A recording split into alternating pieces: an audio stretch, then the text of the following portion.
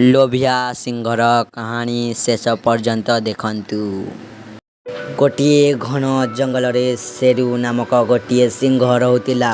से बहुत लोभिया थिला, सबु खाद्य निजे खाइबाकू चाहुथिला। अरे एही जंगलर सबु खाद्य मोर, केही किछि खाई पारिबेनी। हा हा हा। हरिण कहिला, शेरू भाई समस्तଙ୍କର ବଞ୍ଚିବାର ଅଧିକାର। मते किछि फरक पड़ेनी, मु हेउची जंगलर राजा। हा हा हा हा।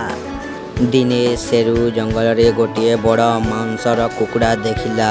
से बहुत खुशी हैला ओ कहिला, हा हा एते बड़ खाद्य, यह केवल मु खाइबी। हा हा हा। किंतु शेरू एका थरके अधिक मांस खाइबाकू लागिला। हठात तार टंटी रे मांसटी फसीगला। बंचाओ बंचाओ, मु श्वास नहीं पारुनी, बंचाओ बंचाओ।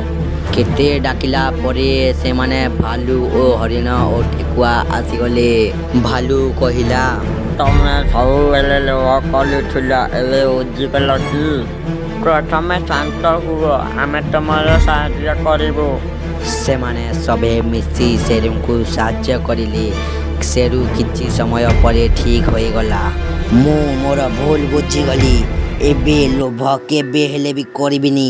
ଲୋଭ ଗୋଟିଏ ଖରାପ ଜିନିଷ। ଆଜିଠାରୁ ଆମେ ସମସ୍ତେ ମିଳିମିଶି ରହିବା, କ'ଣ କହୁଛ?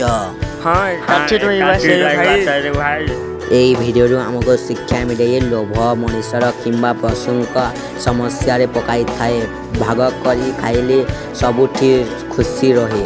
ଭିଡ଼ିଓଟି ଭଲ ଲାଗିଥିଲେ ଗୋଟିଏ ଲାଇକ୍ ଓ ଗୋଟିଏ ସବସ୍କ୍ରାଇବ୍ କରିଦେବେ। Thanks for watching.